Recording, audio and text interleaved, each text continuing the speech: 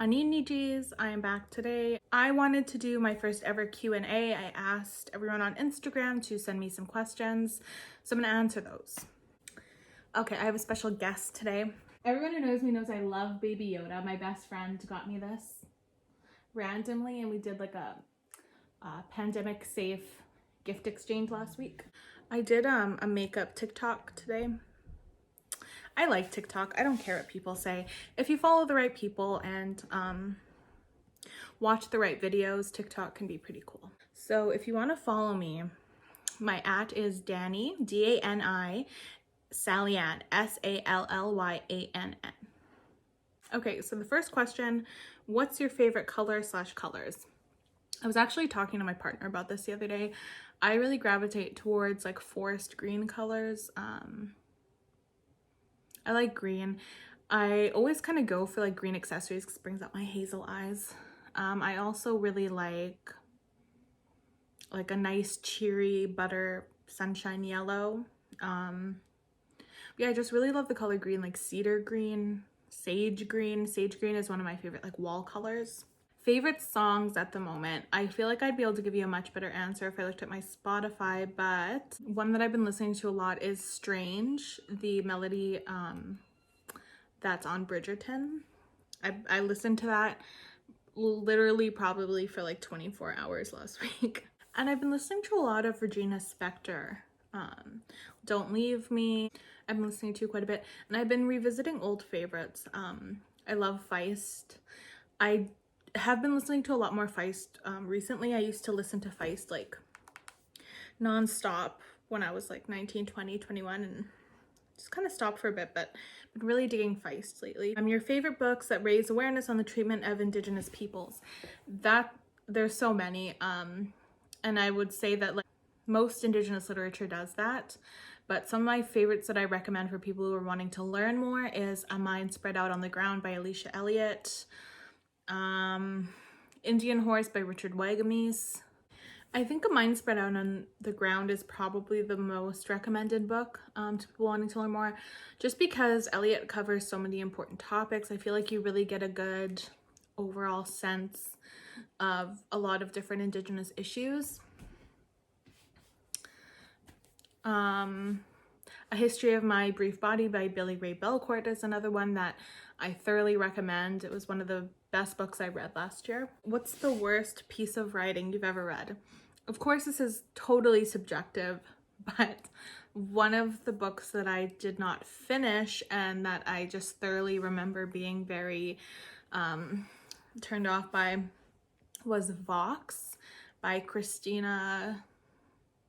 I forget how to pronounce her last name. I can see it in my head. It didn't do it for me. It was very rushed. I felt like the writing was really, like the dialogue between characters was super corny. I just did not care for it. Favorite comfort food is the Massaman curry from Tita's Thai in downtown Winnipeg on Donald Street.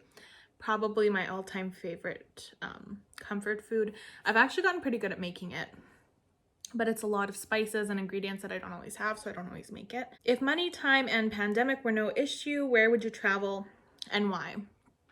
This is gonna seem super basic. Of course, there are a lot of places that I'd like to go, but the first thing that comes to mind is I would like to go to Vegas with my dad and just treat him and buy him whatever he wants. That would be really nice. When will you publish a book? Your writing is too good. Well, miigwech. That is probably my biggest goal, and it's probably the thing that I procrastinate the most. I'm always working on something. I'm working on a few things right now, and I just feel like I never give it my all. I give it my kind of, but I'm always trying, and I think that's important. So you know what? I'm gonna make it my goal to publish something this year. I really think I can do it if I put my mind to it, but I just feel like I make so many excuses. Are you fluent in the Ojibwe language? Sorry, I'm not sure of the actual name. I think saying Ojibwe, just saying like, are you fluent in Ojibwe is fine. You can call it Ojibwe Moin or Anishinaabe Moin, but just saying Ojibwe or Ojibwe language is fine. I'm not fluent.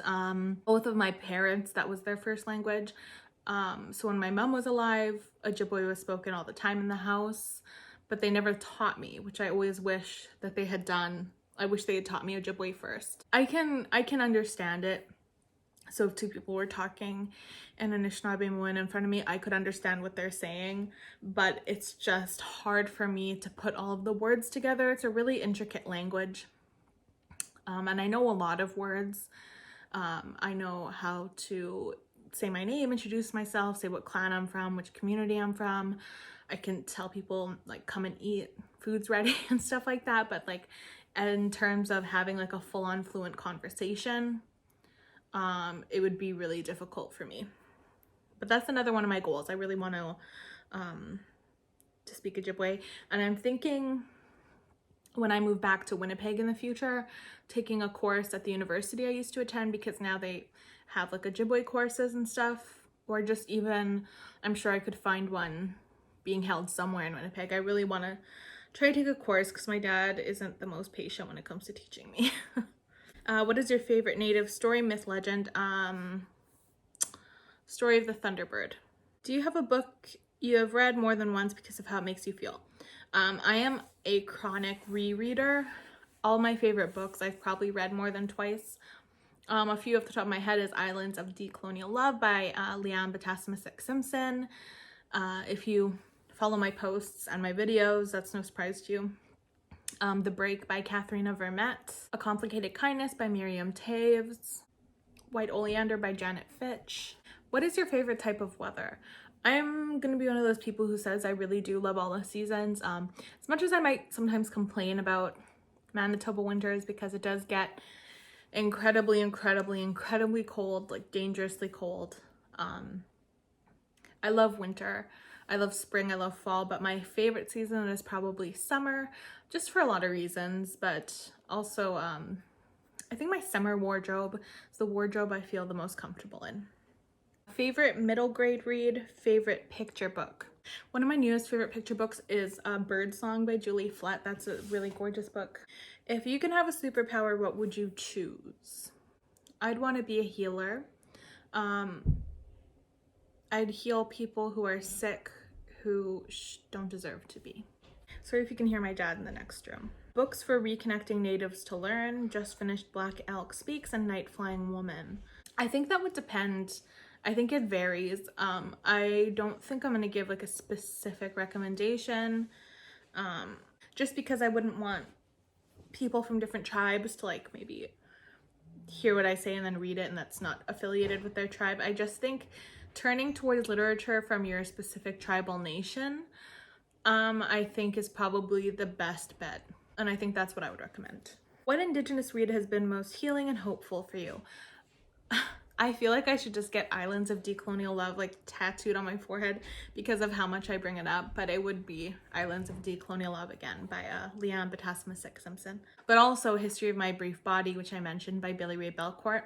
That's another one. What is one thing that without a doubt makes you smile every time you see it? My favorite memes. What's your favorite Instagram accounts? Literally every single Indigenous Bookstagram account. If you go to my friend Erin's page, Erin's_library on Instagram, she has, I believe, an Indigenous Bookstagram highlight as well as a guide, or maybe she just has the guide now, I'm not sure.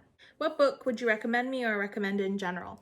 That's kind of a wide one too, because there's just so many. It depends kind of what you're looking for. But I'll go with one that you maybe probably haven't read, and that's Annie Muktuk and Other Short Stories by Inuk author Norma Dunning. That's one of my favorites. I've been recommending that since I first started Bookstagram, and I'm really happy that more people have started to read it. What are your favorite preschool age books, 2 to 4 years old? Again, Raven Song. Fry Bread is a really cute one. My friend Kendra actually got me that for my birthday, or was it Christmas? I believe it was my birthday, but Fry Bread is just the most adorable book that I've ever seen. And I actually do, for $10 Canadian, if you ever want like a list of curated titles, like say if you are looking for a list of favorite preschool books or something, if you send me an email or a DM on Instagram saying, hey, I'm interested in a curated list of this genre. Are you able to do so?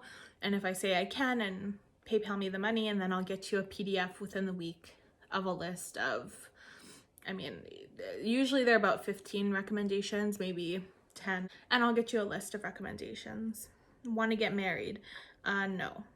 Any recs for historical nonfiction from an Indigenous perspective, particularly in the prairies. Song of Batosh by Maya Karen. I don't know if I'm pronouncing her last name wrong. That is a book that is just, it's immaculate. So it's about the Métis and Indigenous rebellion against the Canadian government in Batoche in 1886. So you follow Gabriel Dumont, Louis Riel, and you get like a really well-researched, semi-fictionalized account of life in the settlement, of life during that time, and kind of the inner workings of the rebellion. It's one of my favorite books, and I've actually, every winter, for some reason, I really want to reread it. But if you haven't read Song of Batoche, it's amazing. Favorite feel-good, heartwarming book? Anything by Cree author Dawn Dumont. She's really, really funny. I laugh pretty much every time I read her writing. Why can't I say that? An accomplishment or personality trait that you're most proud of. I'm resilient. I think I'm a good friend. I think I'm a good family member. And despite it all, I never give up. What book changed your point of view about something for better or worse? A Mind Spread Out on the Ground by Alicia Elliott, which I mentioned before, really changed my views on Margaret Atwood. I'd already been a little bit iffy based on some things regarding, what is his non-Indigenous name? Joseph Boyden. Regarding that, and her behavior was really icky. And then reading Alicia Elliott's essay, I believe it's Not Your Noble Savage. I believe that's the essay that discusses this. Reading that and doing more research on my own, just kind of, I gave away all of my Margaret Atwood books. I couldn't. What are you most excited to read next? I was sent the book titled Too Much Lip. I'm excited to read that. And very excited to read The Removed by Brandon Hobson. Favorite moment of 2020? I'll say one I was really proud of was when Aaron and I were interviewed on PBS's Indian Country Today. That just felt really cool and kind of like confirmation that our book club was being noticed, I guess. Favorite fantasy author? I don't have one. I just don't read enough fantasy to be able to name one. Where do you find new books to add to your TBR list / pile? Honestly, publishers reaching out to me with new Indigenous titles, or my friends are really good with being like, hey, have you heard of this? Either like through Instagram, or they'll like send me a title on another social media app. How do you take care of your hair? So I've always been really into hair care. I guess I'll give my most basic tips. Invest in a good, clean shampoo and conditioner. Brush very gently, don't drag through. Something you should invest in is a wooden hairbrush. So something that has wooden bristles. It's really good for your hair. It distributes oils. It's good for your scalp. Massage your scalp. You can get like a silicone scalp massager. I use it every time I shampoo my hair, and I'll kind of rub it in the shower. Or what you can do is put a bunch of like hair oil in before you shower, sort of like a hair mask, and take the scalp massager and just kind of massage it while you're watching TV. That's really good for your scalp, really encourages hair growth. After I shower, I always add a hair oil to my hair. When it's still wet, I usually use chia seed oil. I love to do like oil hair masks once or twice a week. And I think a lot of the time too, it comes down to hydration and it comes down to diet. I like to eat almonds and pumpkin seeds every day, just even a little bit, because it's really good for your hair. I also take a blueberry supplement if I haven't been eating enough blueberries, because that's really good for hair growth. And I think that's pretty much it. Nourishing and hydrating your body, and also nourishing your hair on the outside, is really gonna help. But that's it. I hope I didn't miss anything. I feel like I maybe missed a couple because it's hard to keep track. But that's it. That's everything. So miigwech for everyone who sent in questions. I can definitely do videos more targeted on the book recommendation questions. I feel like I didn't answer them quite as well because I didn't go into this like looking at the questions and like planning maybe, and sometimes I have a hard time remembering titles. So I think I'll do a couple videos themed around those questions. Themed around? Centered around. But anyway, miigwech again.